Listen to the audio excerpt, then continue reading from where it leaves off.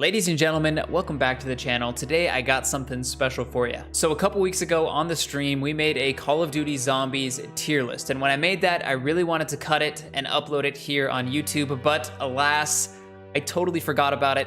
I lost the VOD. So today we are making a faithful recreation of that tier list, and I'm doing it especially for you guys here on YouTube, so don't say I never did anything for you. So that's what we're doing today. Remember to hit like if you enjoyed the video, leave a comment, let me know what you think about the tier list, and what do you say we just jump into this thing? All right, so real quick, let me explain what we got going on here. You'll notice that this is not a Call of Duty Zombies map tier list. It's a Call of Duty Zombies game tier list. There's basically two main reasons why I wanted to do it by game and not by map. Number one, there are a lot of Call of Duty Zombies maps. If I did a map tier list, this video would be 2 hours long, okay? And I'm sure not a lot of people want to see a 2-hour long video of me rambling about Call of Duty Zombies. And the second reason is that I feel like a lot of the enjoyment, a lot of the quality of the map will come from which game it's a part of. Because obviously over the years, I mean, look, we got 6 iterations of Call of Duty Zombies right here. And over the years, the game itself changes. They add new mechanics, they add new features, you know, there's guns, there's perks, there's all sorts of differences that come in between these iterations of Zombies. So it's kind of hard to compare a map from Black Ops 4 to a map from Black Ops 1, right? Just because the rules of zombies in Black Ops 4 are way different from how they were in Black Ops 1. And a lot of the time too, the quality of a map or how much you enjoy the map will just come from how much you enjoy that specific iteration of zombies. So in my mind, it makes a lot of sense to just rank them by the game. And that's how we're gonna do it. So we got our tiers here. We have the coveted S tier, A, B, C, and all the way down here, the lowest of the low. You do not want to be here, the Piccadilly tier, as per the tradition that we've done with our other tier lists. So enough screwing around, let's talk about some zombies. We're gonna take them in chronological order. So Call of Duty 5, World at War. Obviously, this was the very first iteration of Call of Duty Zombies. And something that I think needs to be mentioned here is that Zombies mode was a passion project for Treyarch. In other words, they weren't mandated by Activision to create, you know, a side zombies mode or a side co-op mode or anything like that. As a matter of fact, the rumors are that Activision did not want them to market the zombies mode. They didn't want it to be like in the main menu. They didn't want it to be in any of the commercials or anything like that because they didn't believe in the mode, supposedly, for whatever reason. I mean, classic Activision trying to block any sort of innovation or fun. But nonetheless, Treyarch was kind of developing this mode on the side, and supposedly there was a lot of buzz in their studio. Like, they knew that they had something awesome on their hands, so they really wanted it to be in the game. Activision made them effectively hide Zombies mode behind the campaign of the game, to where you had to finish the campaign before you even knew that there was a secret Zombies mode. And that's how we got that legendary Zombies intro that some people out there will be familiar with, where you finished the World at War campaign and then it threw you directly into zombies and was the most confusing and awesome experience ever.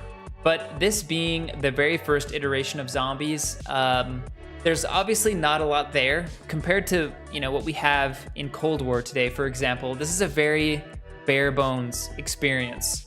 But something that we're gonna talk about as we're gonna go on here is that sometimes, you know, with a game mode like this, less is more.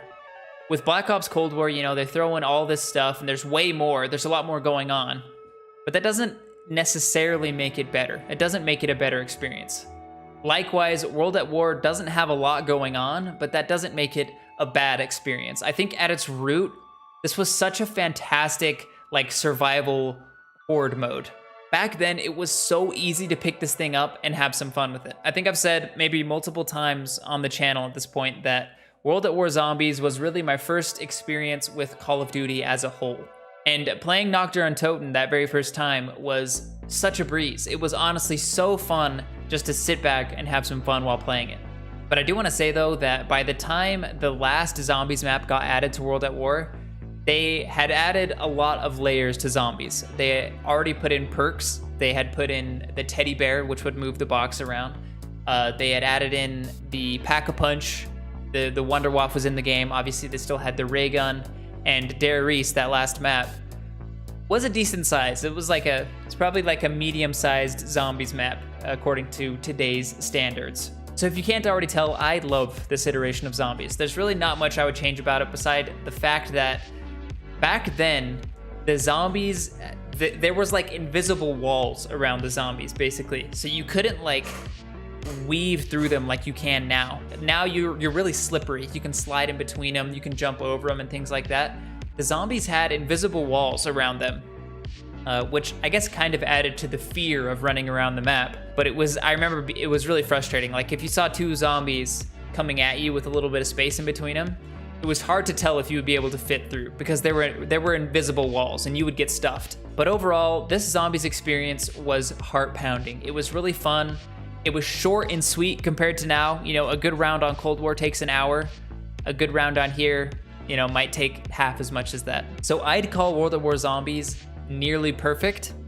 I'm gonna put it in S tier. That might make some people mad. I know a lot of people don't like it because, like I've said, this was a very bare bones zombies experience, but that's kind of what I like about it. And like I said, by the end of World at War Zombies, it wasn't as bare bones as everybody says. We already had Pack-a-Punch, we had perks, the box was moving, we had teleporters on that map as well. So overall, nearly perfect zombies experience. So moving on to Black Ops, man, I was so excited for the zombies in this game. Like, I was psyched out of my freaking mind. After World at War ended, Modern Warfare 2 came out, and then we got to Black Ops. So there was like a 2-year gap for zombies fans. And this time around, like I said, with World at War, they didn't market the zombies really. This time around, the zombies was marketed. Like, I remember it was on the back of the case in some of the trailers. I was so excited for this game. And I think that Black Ops Zombies really delivered. One thing that it did really well is Black Ops feels like a really natural progression for zombies from World at War. Because in World at War, you know, with each map, they were adding some things in, right? Like they were slowly adding in perks, the box started to move, they added in the Pack-a-Punch.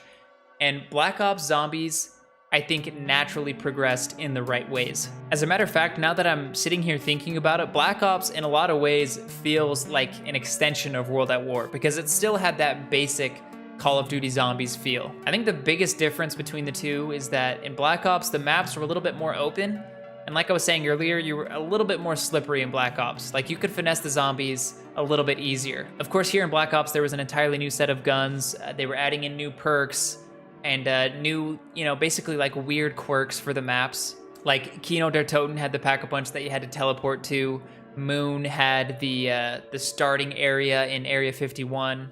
Call of the Dead had George Romero, that was, you know, a permanent zombie that was always chasing you around. So they added in some quirks here and there, but they were still able to maintain that Call of Duty Zombies magic from World at War.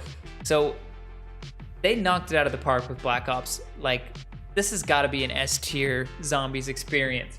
And at this point, you know, my love of zombies is probably starting to show, but we'll see. I mean, I'm not exactly happy with the direction that they took for zombies in these later games. But these two, oh my gosh, man, just so much fun. You could play zombies all night. I could play zombies all night in these games with my friends, and I would never get bored. Like, I could play all the way through up until we had to go to school the next morning. So let's get on with Black Ops 2. I know a lot of people out there love Black Ops 2 Zombies, and I don't think it's bad. I really don't. Black Ops 2 launched with Transit, which is one of the more controversial zombies maps. This was the map that was really big. It had the train that would take you, or sorry, the bus that would take you around. It was an absolutely massive map, and it was really, there was a lot to it. You know, like if you wanted to put together the jet gun, which was like the wonder weapon for that map, you had to know a lot. Like you had to go to all the different corners of the map. You were never gonna figure that out on your own. And the map, you know, was frustrating because it was so big. This is also when they started to add in like some weirder perks that didn't really make sense to me. Like Who's Who and Vulture Aid, and also the same with the Wonder Weapons. The Wonder Weapons started to get a little bit more weird to the point where I didn't really understand why they were doing things the way that they were. Of course, two of what people would call the best zombies maps of all time did come from Black Ops 2, being Origins and Mob of the Dead. And those are both really good maps. I had a lot of fun with them, but in a lot of ways, Black Ops 2 Zombies just kind of felt like a little much for me. It was starting to get a little bit weird. Like I said, Transit, even though I did have my fun with it, it was complicated. It was kind of hard to just relax and have fun with. Even Mob of the Dead, which I know people call that one of the best, if not the best zombies map of all time, did have its complications to it, and I kind of prefer the zombies maps to be a little bit more straightforward, where they can be, at least. And that's one thing that I don't love about Mob of the Dead. I think Origins is definitely the best map that came out of Black Ops 2. I think Origins alone is what is really gonna push this game up for me, but I think I'll go ahead and give this an A tier. I know most people would call it S. I'm kind of flip-flopped in this regard. I think most people would put Black Ops 1 right here and Black Ops 2 up there. But for me, Black Ops 1 is just, it's a red-blooded zombies experience, where Black Ops 2, I think it kind of lost its way with some of the weirder perks and some of the weirder just mechanisms that the maps had, but still fun. I mean, it's still a fun zombies experience. So let's get on with Black Ops 3. I think that Treyarch learned a lot of really good lessons from Black Ops 1 and Black Ops 2, and they really came to play with Black Ops 3. Der Eisendrache, Shadows of Evil, they remastered Der Riese, which, like I said, from World at War was such an amazing map, and it seems like they just nailed everything on the head with this. They added in the Gobblegums, which I think the Gobblegums are a really great system. It's kind of frustrating to me that it basically makes the game pay to win, you know, where you could spend your real life money to get a ton of perkaholics in the game, for example, and then you start the match with such an amazing advantage. That's kind of annoying, but I think if you were to take out the pay to win factor of the Gobblegums, it's a really good idea. It's a really fun idea. And not only did Black Ops 3 have amazing original zombies maps, but the remasters. We got Der Riese remastered, and then we got Zombies Chronicles, which was like all of the zombies classics put into this game. So that alone kind of makes Black Ops 3 Zombies the definitive Call of Duty Zombies experience, in my opinion anyway. It's like your one-stop shop. The amazing thing about Black Ops 3 Zombies is that you can go on here and play Nacht der Untoten if you want that simple zombies experience like I've been talking about. They added a little bit to it in Black Ops 3, like they added some perks. There's the Gobblegum machines now, so it's not exactly the same, but it's still really simple and straightforward. So you have those simple maps, but you also have the more complicated ones if you want to get into that. So it's like, it's got something for everybody. So much fun. But unfortunately, from here on, with our remaining two, we probably don't have a lot of good things to say. So let's just get through this. We're gonna tear it off like a band-aid, really quick and painless, okay? Moving on to Black Ops 4. First of all, the existence of zombies in this game is absolutely just pitiful. Let me tell you why. In Black Ops 3, when they did the last DLC map, that was the end of the zombies story. It even said "the end" in bold red lettering after you finished the story. But this Call of Duty was having developmental issues. Supposedly it wasn't always going to be a Black Ops game, but it became a Black Ops game, and they decided to shoehorn in some zombies. So they decided to continue the story as if they didn't just barely tell us that it was over. And not only that, but they start a new story too. So the narrative of zombies in this game was split completely down the middle for some random reason. I don't know why they wanted to overcomplicate it. Just do one story or the other. So all of that bothers me. It doesn't bother me as much as the gameplay changes. They slaughtered the perk system here. Where previously in old zombies games, each map would have a unique set of perk machines that you could go around and pick up. This one had you pick your loadout before you got into the game. So you would pick your four perks that you wanted to have, and then at predetermined locations in the maps, you would be able to pick those perks up. So all of the character and the personality of the old perk system was completely gone. And it basically made you decide how you want to play before you got into the game. So before, you could get in the game and do whatever the heck you wanted. Now, before you even start the game, you gotta lock yourself into a certain way of playing. I find that really annoying. And we also introduced the specialist system for zombies here in Black Ops 4, which is basically like a, save my life for free button that you can press once every once in a while. The specialists are kind of a fun idea. I don't like that you have your specialist ability so early on in the game. I feel like you should have to do something to acquire it, because this kind of is the beginning that we'll see way more in Cold War, where zombies just starts to get really easy. And of course, once it's really easy, it's not, you know, there's no challenge. It doesn't get your heart pumping. It's just not that fun. In terms of the maps, the map design was really not all that bad here. I thought Ancient Evil from Black Ops 4 was a great map. But like I said in the beginning of the video, I don't really like Ancient Evil just because of the way that Black Ops 4 Zombies plays. I don't like the specialist system. I don't like the perks. All the perks, man, I know I just said this, they completely slaughtered the personality of the perk system, which was so much fun. It added so much spice to zombies. Completely gone here. You gotta pack-a-punch your gun like 60 times if you want it to reach full power. It feels like a chore. It really just feels like a chore. I do not like this version of zombies.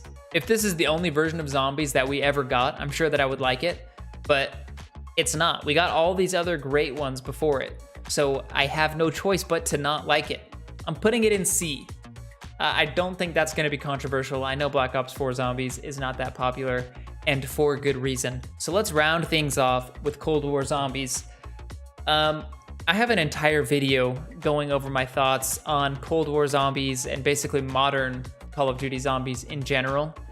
So if you want to hear me talk about that for 15 minutes, the video is going to be linked on the screen somewhere or something right now. My big problem with zombies at this point is that it's just so easy that it feels like there's no reason to play.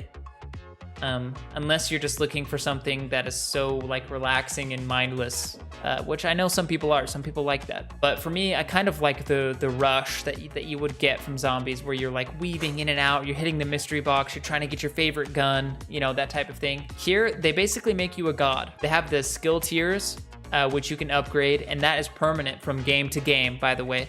So where there used to be a level playing field every time you enter a game of zombies, now the players who've played more and put more time into it are going to have an inherent advantage, power advantage over everybody else at the start of the game, at round 1, which I fundamentally disagree with. I don't think that should be in zombies. But the real crime with that is that it makes you so powerful. When you have everything upgraded to tier 5, how could you die? How could you die? Honestly, you could be, it's gonna take 0 skill to get past round 15 or whatever. In this game, your melee is gonna be a one-hit kill up until round 12. Your melee. I'll remind you that back in these days, your melee was a one-hit kill on round 1, and then starting at round 2, it was no longer a one-hit kill. You don't even need to use your gun for the first 12 rounds here. Let that sink in. So when I play this, I'm just bored to death. Just absolutely bored to death. I feel like they need to make a way to make it more challenging. The only way, or I guess the easiest way that I can think of for them to do that is to just start stripping some elements out of the game. Like I was saying earlier, with a game mode like Zombies, less can be more. But for some reason, they just want to keep adding more and more and more. And to a certain degree, I like it when they give you the ability to achieve these crazy, powerful abilities, or to make your gun so powerful, you know, and you just feel like a god.